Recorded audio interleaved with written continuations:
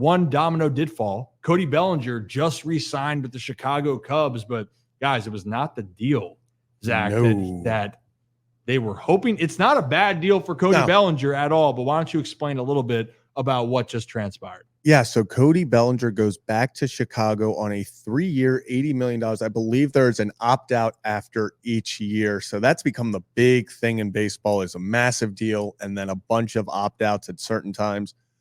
But yeah, the money-wise, meaning per year, I think is what they were looking for, maybe slightly less.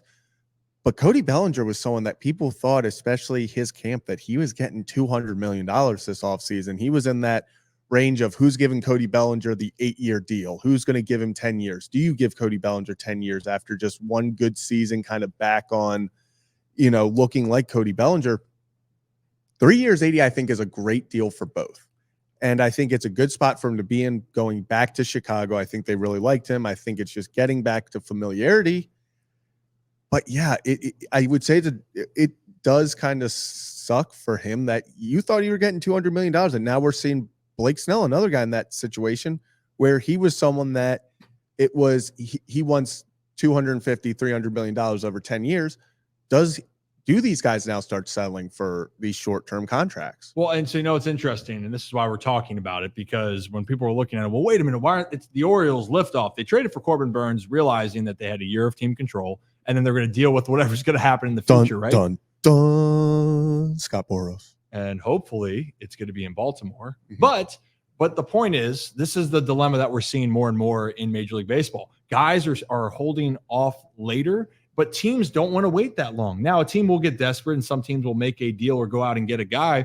But you look at a guy like Cody Bellinger, who MVP out in the National League, then he had that giant fall off. And then it just made sense for him to go back to the Cubs no matter what, because you finally felt like he was comfortable playing there, and he was back to that caliber of player that you saw early in his career with the Dodgers. But then, guys, Jordan Montgomery, Kevin, you're saying, talked with the Red Sox. Blake Snell, they were talking about the Yankees, or good meeting. Good meeting. But here's the thing. I think what we're just telling you all, the Orioles, the price range, this is too high for any of the Scott Boras guys, Kevin.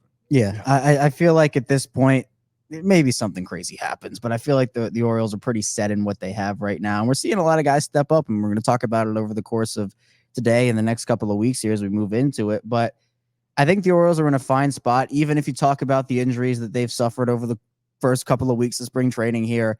It's exciting. And back to Bellinger, I think it's a good deal for him too, because you have the opt-out over the first 2 seasons. And I think this gives him an opportunity where if he just goes and crushes it again this year in Chicago, he can opt out and look for a longer term, bigger deal where maybe a team is more inclined to give him 5 or 6 or 7 or 8 or 9 or 10 years, because you've now seen 2 years here. He'll be 28 this year. He'll be 29 before the start of next year. So there's still time. He still has a long career ahead of him if he proves the longevity that, okay, he's really back. It wasn't just a 1-year flash in the pan. Yeah, and just real quick, what I just said with good meeting is Red Sox fans are fed up with all ownership and general managers and stuff about their lack of moves and kind of selling. So this is trending after the Jordan Montgomery.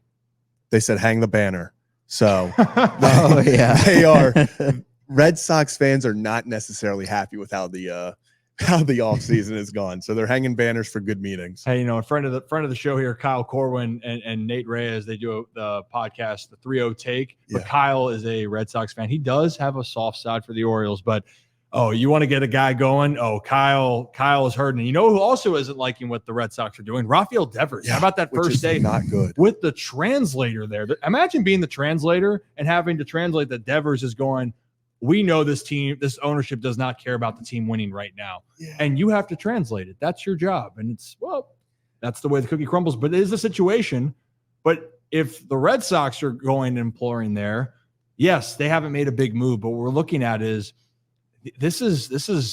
we're getting into it now, guys. We are a month away, and this is really unheard of what we have seen in the past. And we're kind of seeing this shift with GMs go, we're not going to play this game. We're not going to play the bullshit. Yeah. We're going to meet in the middle here, or we're going to move on because we don't think that is worth our time. And I don't want to quote anyone, but I believe it was either baseball. It was on some sort of ESPN or MLB TV. And they were talking about whether or not it would be, I guess there are talks of, is there a deadline for implementing some sort of soft deadline for players have to be signed by in the MLB, because we are starting to see this kind of, especially with Scott Boras.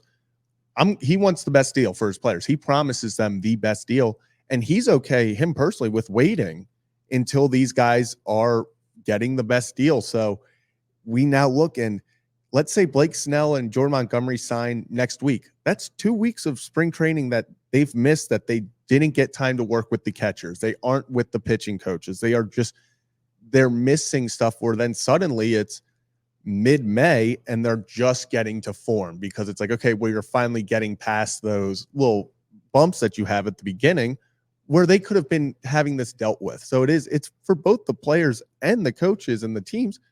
This is a disadvantage to everyone who wants to hit the ground running as soon as game one hits and be like, okay, this is what we're doing. They don't want to deal with, well, we just signed him 2 weeks ago. He was supposed to be our ace, but he's not ready for opening day because it took so long. And I will say this too, like nowadays, everyone, that's all they're doing is working out and being ready. But you can see, you're trying to go to a different atmosphere, environment, get used to everything, and you don't know what's going to happen. And also, if you're a new pitcher going to a new team, kind of that camaraderie and feeling how it to fit in. And one name I'm going to watch on the Yankees, we talked about them earlier, Carlos Rodon last year being hurt to start, was set back from the beginning. And that's hard. And take out the fact that you're playing in New York, the pressure's on, you don't feel yourself. But you know what he did this year? Got to spring training early. And I actually do think he's going to have a great year for the Yankees, and they need him to. But it's just going to be fascinating to see. But again, Orioles fans, don't hold your breath here.